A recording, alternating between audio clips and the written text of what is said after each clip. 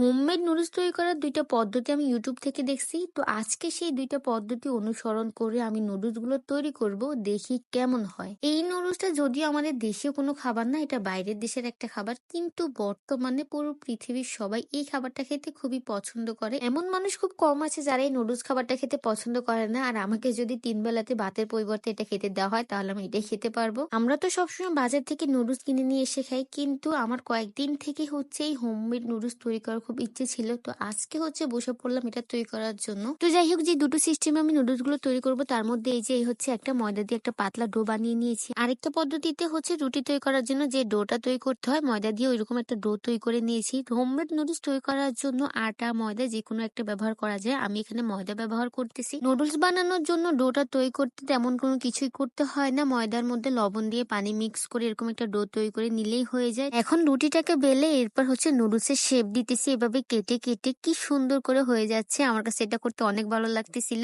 এই যে অনেক লম্বা লম্বা করে আমি অনেকগুলো নুডলস তৈরি করে ফেলছি। নুডলস গুলো যে আমি কতভাবে তৈরি করতেছি, কখনো রুটি থেকে এভাবে লম্বা করে কেটে নিতেছি, আবার কখনো হাতের সাহায্যে চেপে চেপে লম্বা করে তৈরি করে নিতেছি। তো যাই হোক, নুডলস গুলো আমার তৈরি করা হয়ে গেছে। এখন হচ্ছে নুডলসটা রান্না করার জন্য পেঁয়াজ কাঁচামরিচ সবকিছু এখানে কেটে কুটে নিব। পেঁয়াজ গুলোকে অনেক পাতলা করে কুচি কুচি করে নিয়েছি, আর কাঁচামরিচ গুলোকে এরকম কুচি করে নিয়েছি। এরপর হচ্ছে ধনিয়া পাতাটা কেটে নিতেছি। আমি এখানে অনেক বেশি পরিমাণে ধনিয়া পাতা দিতেছি, কারণ ধনিয়া পাতার গ্রানটা হয়তো নুডলসটাকে আরো অনেক বেশি মজা করবে। রুটি দিয়ে যে নুডলস গুলো তৈরি করেছি ওই নুডলস গুলোকে এখন সিদ্ধ করে নিব, কারণ কাঁচা তো আর খাওয়া যাবে না। তো যাই হোক, আমি হচ্ছে আমার মায়ের তৈরি করে দেওয়া মাটির চুলাতে আজকে প্রথম রান্না করতেছি, তা ওই হোমমেড নুডলস গুলো তৈরি করতেছি। এমন মাটির চুলাতে রান্না করলে রান্নার স্বাদটা অন্যরকম হয়। তো যাই হোক, নুডলস গুলো সিদ্ধ হয়ে গেছে। এখন নুডলস গুলোকে নামিয়ে নিলাম, আর এরপর এটার মধ্যে অনেক বেশি পরিমাণে ঠান্ডা পানি দিয়ে দিতেছি যেন নুডলস গুলো হচ্ছে জর্জরে হয়ে যায়। তো একটা পদ্ধতিতে নুডলস গুলো তো তৈরি করা হয়ে গেছে। এখন হচ্ছে আরেকটা পদ্ধতিতে নুডলস গুলো তৈরি করব। এই যে ময়দা দিয়ে তৈরি করে রাখা পাতলা ডোটাকে আমি এভাবে সিজ দিয়ে একটা শেপ দিয়ে নুডলস তৈরি করে নিতেছি, বাজি করে নিতেছি। এটাকে আর সিদ্ধ করতে হবে না, এটা এভাবে বাজি করে নিলেই হয়ে যাবে। অনেক সুন্দর করে কয়েক সেকেন্ডের মধ্যে এটা হয়ে গেছে। এরপর আমি হচ্ছে বোতল দিয়ে তৈরি করে নিতেছি। এটা মানে আমি সামনে যা পাচ্ছি তাই দিয়ে তৈরি করতেছি, হোমমেড নুডলস বলে কথা।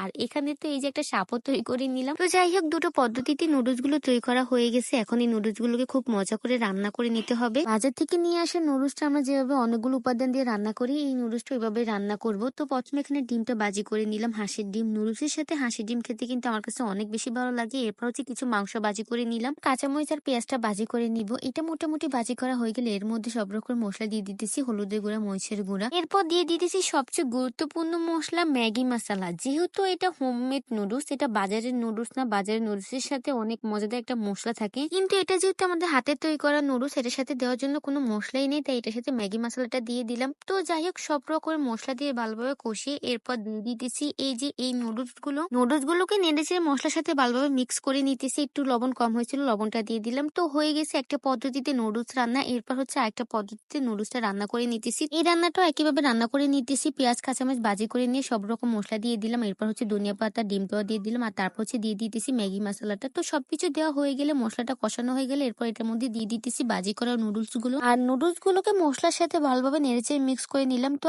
আজকের জন্য আমার হোমমেড ২টা নুডলসই তৈরি করা হয়ে গেছে। ২টা হোমমেড নুডলসই দেখতে অনেক লোভনীয় লাগতেছে, খেতেও মোটামুটি মজা হয়েছে। আর মজা হওয়ার মেইন কারণটা ছিল ম্যাগি মশলা। ম্যাগি মশলাটা যদি ব্যবহার না করতাম তাহলে যে মজাটা হয়েছে ওই মজাটা পেতাম না। তো যাই হোক, আমার কিন্তু একটা ওপিনিয়ন থেকেই যায়, আর সেটা হচ্ছে এইটা কখনো নুডলস হতেই পারে না। এইটা জাস্ট ময়দা দিয়ে তৈরি করা একটা খাবার, এইটার নাম কখনো নুডলস দেওয়াই যায় না। যদিও আমরা নুডলসের সিস্টেমে রান্না করছি, কিন্তু এটাকে নুডলস নাম দিলে নুডলসের অপমান হবে ভাই, আমার কাছে এটাই মনে হয়েছে। তো যাই হোক, ভিডিওটা যে এই পর্যন্ত। সবাই ভালো থাকবেন, সুস্থ থাকবেন, সবাইকে আল্লাহ হাফেজ।